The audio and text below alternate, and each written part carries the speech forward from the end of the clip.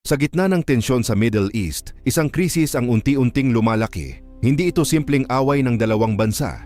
Hindi ito basta political disagreement. Isa itong laban kung saan nakataya ang ekonomiya ng buong mundo, ang daloy ng langis, at ang kapangyarihan ng mga superpower.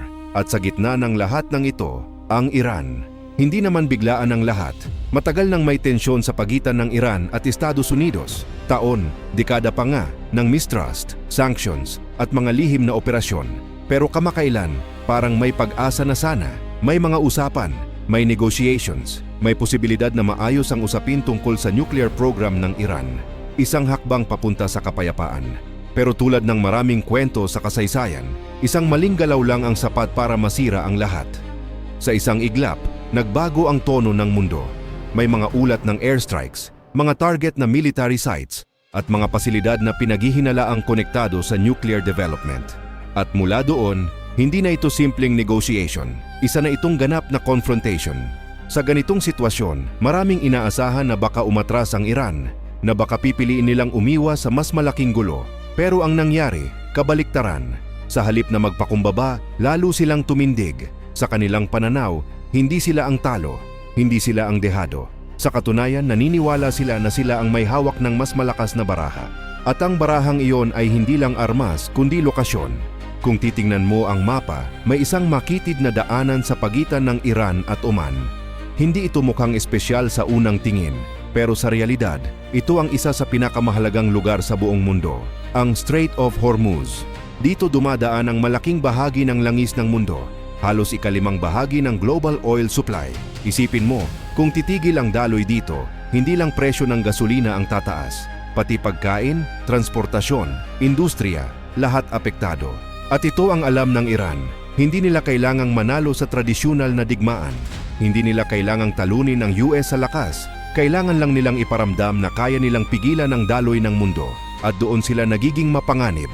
Sa gitna ng tensyon, hindi rin naman isinasara ng Iran ang pinto sa usapan. Pero malinaw na hindi sila papayag ng basta-basta. Kung gusto ng kapayapaan, may presyo. Gusto nila ng kabayaran para sa pinsalang dulot ng mga pag-atake. Hindi lang simpleng salita, kundi konkretong reparations.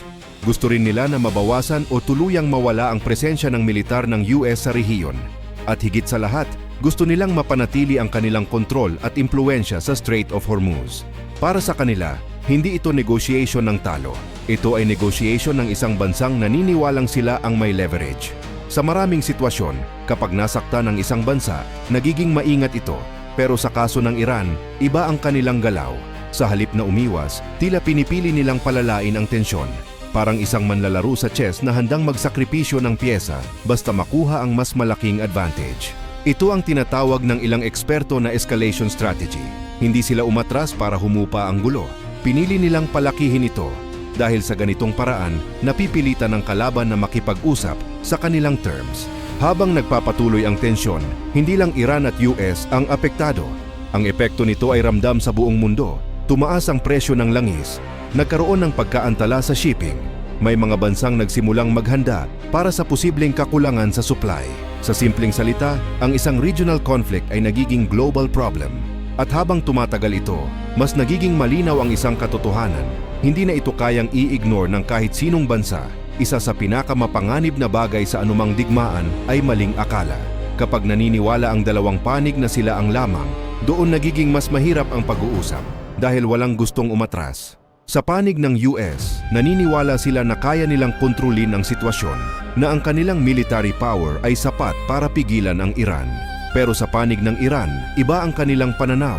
Para sa kanila, hindi nila kailangang manalo sa tradisyonal na paraan.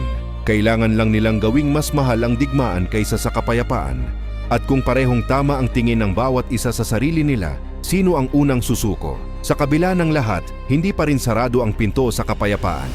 May mga diplomat, may mga back-channel negotiations, at may mga bansang nagsisilbing tagapamagitan. Pero ang problema, magkalayo ang gusto ng bawat panig. At habang tumatagal ang tensyon, mas lalong tumitigas ang posisyon ng bawat isa. Parang dalawang taong nagtatalo na pareho ng hindi marunong umatras. Kung titingnan natin ang sitwasyon ngayon, may tatlong posibleng mangyari. Una, magpapatuloy ang digmaan. Walang malinaw na panalo at walang malinaw na katapusan. Pangalawa, may isang panig na biglang magdedeklara ng tagumpay. Hindi dahil tapos na ang laban, kundi dahil kailangan na nilang tapusin ito. At pangatlo, isang mahirap na kasunduan, isang compromise na walang tunay na nanalo, pero lahat ay napilitang tanggapin.